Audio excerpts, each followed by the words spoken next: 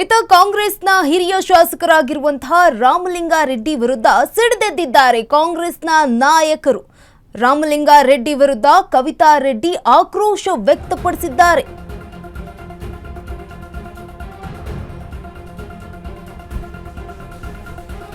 ರಾಮಲಿಂಗಾರೆಡ್ಡಿ ವಿರುದ್ಧ ಕವಿತಾ ರೆಡ್ಡಿ ಆಕ್ರೋಶ ವ್ಯಕ್ತಪಡಿಸಿರುವಂತದ್ದು.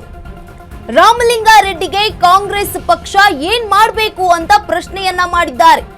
ರಾಮಲಿಂಗಾರೆಡ್ಡಿ ಮತ್ತು ಅವರ ಮಗಳಿಗೆ 9 ವರ್ಷದಲ್ಲಿ 10 ಪೋಸ್ಟ್ಗಳು ಸಿಕ್ಕಿವೆ. ರಾಮಲಿಂಗಾರೆಡ್ಡಿ ಬರೋಬ್ಬರಿ 8 ಬಾರಿ ಶಾಸಕರಾಗಿದ್ದಾರೆ. ಬೆಂಗಳೂರಿನ ಹಲವು ಟಿಕೆಟ್ ಆಯ್ಕೆ ಮಾಡೋದೇ ರಾಮಲಿಂಗಾರೆಡ್ಡಿ ಅವರು ಅಂತ ಕೂಡ ಹೇಳಿದ್ದಾರೆ. ರಾಮಲಿಂಗಾರೆಡ್ಡಿ ಟಿಕೆಟ್ ಕೊಡಿಸಿದ ಎಲ್ಲಾ ಕಡೆಗಳಲ್ಲೂ ಕೂಡ ಬಿಜೆಪಿ ಗೆದ್ದಿರುವಂತದ್ದು. 18,000 ಕೋಟಿ ಮೊತ್ತದ ಜಲಸಂಪನ್ಮೂಲ ಖಾತೆಯನ್ನ ಅವರಿಗೆ ಕೊಟ್ಟಿದ್ದಾರೆ. ಆದ್ರೂ ರಾಜೀನಾಮೆ ಕೊಟ್ಟಿದ್ದು ಎಷ್ಟು ಸರಿ ಅಂತ ಪ್ರಶ್ನೆಯನ್ನ ಮಾಡಿದ್ದಾರೆ. ಇದೀಗ ನನ್ನನ್ನ ಕಾಂಗ್ರೆಸ್ನಿಂದ ಉಚ್ಚಾಟನೆ ಮಾಡಿಸಿದ್ದೇ ರಾಮಲಿಂಗಾರೆಡ್ಡಿ ಅಂತ ಕೂಡ ಹೇಳಿದ್ದಾರೆ. ರಾಮಲಿಂಗಾರೆಡ್ಡಿ ವಿರುದ್ಧ ಕವಿತಾ ರೆಡ್ಡಿ ಈಗ ಬಾಂಬ್ ಸಿಡಿಸಿದ್ದಾರೆ. ರಾಮಲಿಂಗಾರೆಡ್ಡಿ ವಿರುದ್ಧ ಇದೀಗ ಕಾಂಗ್ರೆಸ್ ನಾಯಕರು ಸಿಡಿದೆದ್ದಿದ್ದಾರೆ. ರಾಮಲಿಂಗಾರೆಡ್ಡಿ ವಿರುದ್ಧ ಕವಿತಾ ರೆಡ್ಡಿ ಆಕ್ರೋಶ ವ್ಯಕ್ತಪಡಿಸ್ತಾ ಇರುವಂತದ್ದು. ರಾಮಲಿಂಗಾರೆಡ್ಡಿ ಅವರಿಗೆ ಕಾಂಗ್ರೆಸ್ ಪಕ್ಷ ಇನ್ನೂ ಏನ್ ಮಾಡಬೇಕು ಅಂತ ಪ್ರಶ್ನೆಯನ್ನ ಮಾಡಿದ್ದಾರೆ. ರಾಜೀನಾಮೆ ಕೊಟ್ಟಿರೋದಕ್ಕೆ ರಾಮಲಿಂಗಾರೆಡ್ಡಿ ಮತ್ತು ಅವರ ಮಗಳಿಗೆ 9 ವರ್ಷದಲ್ಲಿ 10 ಪೋಸ್ಟ್ಗಳು ಸಿಕ್ಕಿವೆ. ರಾಮಲಿಂಗಾರೆಡ್ಡಿ ಅವರಿಗೆ ಬರೋಬ್ಬರಿ 8 ಬಾರಿ ಶಾಸಕರಾಗಿದ್ದಾರೆ. ಬೆಂಗಳೂರಿನ ಹಲವು ಟಿಕೆಟ್ ಆಯ್ಕೆ ಮಾಡೋದು ಕೂಡ ರಾಮಲಿಂಗಾರೆಡ್ಡಿ ಅಂತ ಅವರು ಹೇಳಿರುವಂತದ್ದು. ರಾಮಲಿಂಗಾರೆಡ್ಡಿ ಟಿಕೆಟ್ ಕೊಡಿಸಿದ ಕಡೆಗಳೆಲ್ಲ ಕೂಡ ಬಿಜೆಪಿ ಗೆದ್ದಿದೆ. 18,000 ಕೋಟಿ ಮೊತ್ತದ ಜಲಸಂಪನ್ಮೂಲ ಖಾತೆಯನ್ನ ಕೊಟ್ಟಿದ್ದಾರೆ ರಾಮಲಿಂಗಾರೆಡ್ಡಿ ಅವರಿಗೆ. ಆದ್ರೂ ಕೂಡ ಅವರು ರಾಜೀನಾಮೆ ಕೊಟ್ಟಿರೋದು ಎಷ್ಟು ಸರಿ ಅಂತ ಪ್ರಶ್ನೆ ಮಾಡಿದ್ದಾರೆ ಕವಿತಾ ರೆಡ್ಡಿ.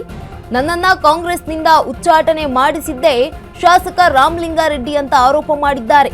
ಅದೀಗ ರಾಮಲಿಂಗಾರೆಡ್ಡಿ ವಿರುದ್ಧ ಕವಿತಾ ರೆಡ್ಡಿ ಆಕ್ರೋಶ ವ್ಯಕ್ತಪಡಿಸಿರುವಂತದ್ದು.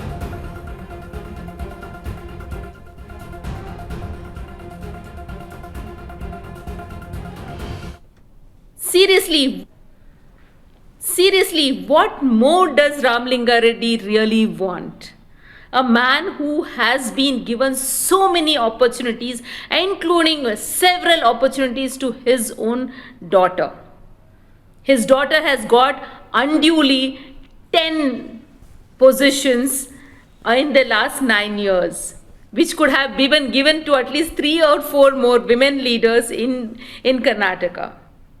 Ramlingareddy is an 8-time MLA and several times minister, and he is the one who decides for Bommanhalli, for Mahadevapura, for Jayanagar, for Bangalore South, for Anekal, for Basavannagudi. And none of these constituencies except Anekal has been won by the Congress so far. Consistently in the last 4 elections is the BJP which is winning these elections, but Ramlingareddy has to decide for all these constituency irrespective win or lose. So where is accountability? Where is the accountability of the so-called big leader? Winning 8 times in his own constituency and calling himself as a big leader is not enough. ಇದೀಗ ರಾಮಲಿಂಗಾರೆಡ್ಡಿ ವಿರುದ್ಧ ಕಾಂಗ್ರೆಸ್ನ ನಾಯಕರು ಕೂಡ ಆಕ್ರೋಶ ವ್ಯಕ್ತಪಡಿಸ್ತಾ ಇರುವಂಥದ್ದು. ಕವಿತಾ ರೆಡ್ಡಿ, ರಾಮಲಿಂಗಾರೆಡ್ಡಿ ಅವರು ಬರೋಬ್ಬರಿ 8 ಬಾರಿ ಶಾಸಕರಾಗಿದ್ದಾರೆ. ಇನ್ನೂ ಕೂಡ ಕಾಂಗ್ರೆಸ್ ಪಕ್ಷ ಅವ್ರಿಗೆ ಏನು ಕೊಡಬೇಕು? ಬೆಂಗಳೂರಿನ ಹಲವು ಕಡೆ ಟಿಕೆಟ್ ಆಯ್ಕೆ ಮಾಡೋದು ಕೂಡ ರಾಮಲಿಂಗಾರೆಡ್ಡಿ ಅವರು ಆಯ್ಕೆ ಮಾಡಿದಂತಹ ಟಿಕೆಟ್ ಕೊಡಿಸಿದಂತಹ ಎಲ್ಲ ಕಡೆಗಳಲ್ಲೂ ಬಿಜೆಪಿ ಗೆದ್ದಿದೆ.